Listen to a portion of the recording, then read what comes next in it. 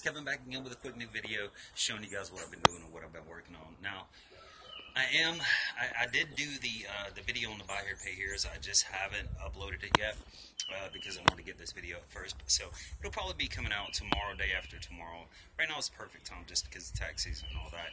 Now, with this car right here, it was one of those rare occasions that I actually thought that I messed up. So I don't mess up very much. I try not to anyway, and if I do, I wind up fixing it. But this car was the exception. Thank God it actually turned out pretty good. Let me show you what it is. This is a 1998 Honda Civic EX. Now, of course, if you know, right now is a really, really bad time to buy and sell cars. Well, it's a good time to sell them, hard time to buy them. I got this off Craigslist, and thank God I got it after it was posted for like 7 minutes.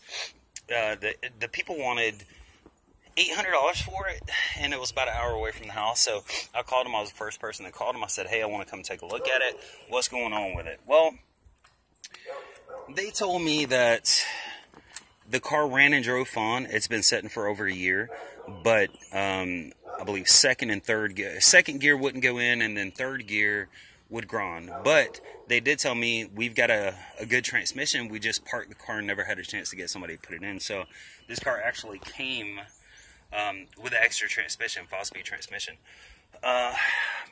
So I was in a hurry going down and picking it up because I had so much stuff to do that day, and I bought it Saturday. Today is, what, Tuesday? God, I can't stand spiders. Anyway, so yeah, I got down there, and this thing was in horrible, horrible condition. It really was. This window here, I don't know if you can see it, is off track, so it was leaking water into the car, and it had a bunch of mold. Just everywhere there was mold. So the battery was dead. I was like, you know, screw it. What will you take for it? And she was like, well, she did this because I told her, I said, well, I can't hear it run because the battery is dead. We know that the transmission needs to be, you know, changed out, and that's not cheap to do if you take it to a shop or whatever. So I'm basically buying it as a shell. And she was like, we do 500? And anytime you see somebody do that, like, you do 500? You know you can get it cheaper. So I was like, you know what? I'll give you $200 for the car. And she was like, oh, okay. I guess I understand that, you know, you can't hear it run or anything. But she did say that the motor ran good. So got it on my trailer, got it back home, put a hot battery in it. I could not get this car to run. I could not at all. It would spin, spin, spin to the point that the battery went dead, and then I had to pop it in the truck and recharge it and then put it back in here and keep going and keep going. It got to a point where it was bumping. It was kind of wanting to start.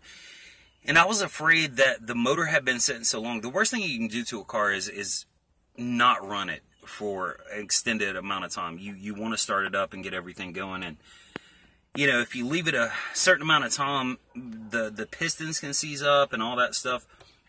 So I was like, well, spray some starting fluid in there, see if it starts. It didn't do anything. So I was like, well, it's either got no compression or it's got a firing issue, like a spark issue. So I started pulling the spark plugs, and I just happened to look down, and I was doing a compression check on all the cylinders, and they came out good. So I knew it was a spark issue.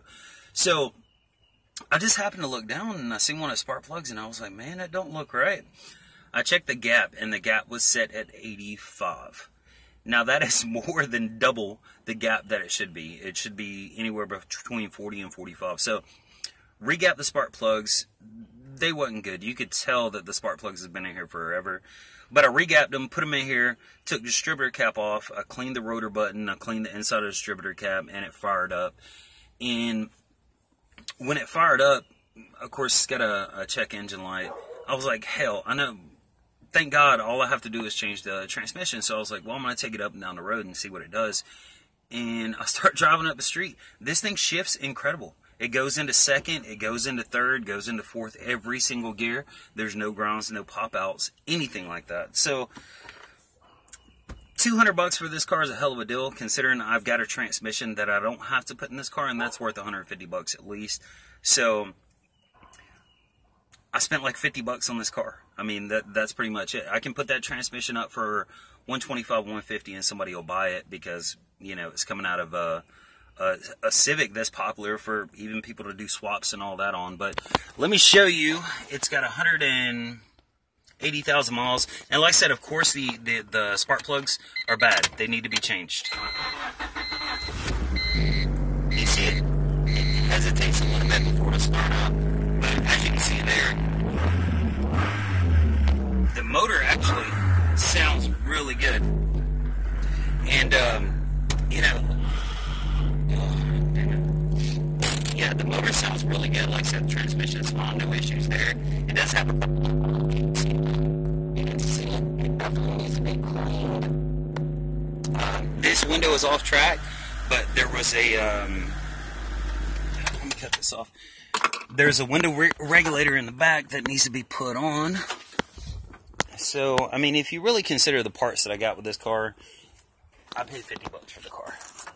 Because that transmission I can definitely use. And of course, this is an EX, so it has the Y8 VTEC motor. And with 180,000 miles, I mean, it still should still have a lot of life in it. So, yeah, that's pretty much it, man. I mean, like I said, I was really scared when I couldn't get it running. I was thinking the compression was bad, stuff like that. But it turned out to be pretty good. It's a little bit ugly. It's a little bit beat up. The paint's horrible. But what do you expect for $200? Or, let's say $50 because I have the transmission. I'm going to keep that. Now, the lower control arm on this side, if you look at this wheel, see how it sits center? Lower control arm is bent over here. See how this one sits back? It looks like somebody hit, and there's a bent rim in the trunk of the car. It looks like somebody hit like a curve or something and it bent it back, but it doesn't rub. It makes some noise when you're driving it, but I mean, it's not horrible. Lower control arms, like, yeah, $25 it pull apart. I'm just not going to do it because I just want to get this thing going. I started messing around with the Porsche. I jacked it up. I'm going to put the starter on it tomorrow. Now, if you can see right here, I had to drill out the ignition because I wasn't going to spend the $100 on getting a key for it or whatever, key cut. But I drilled that out, and now I can turn it over and start it once I get the starter put back in it, because I don't have the right bolts for it. So I got to go to Fastenal tomorrow and do that, and hopefully I can get this damn thing running so I can pull the motor and sell it to somebody, but we'll see. Anyway, shit, that's pretty much it, guys, and I will see you guys probably day after tomorrow with the buy here, pay here. And let me know in the comments below if any of you guys have questions, and maybe I can do a live stream Q&A tomorrow, maybe tomorrow night or day after. So definitely leave a comment below if you want me to do a live stream, and I'll talk to you guys later.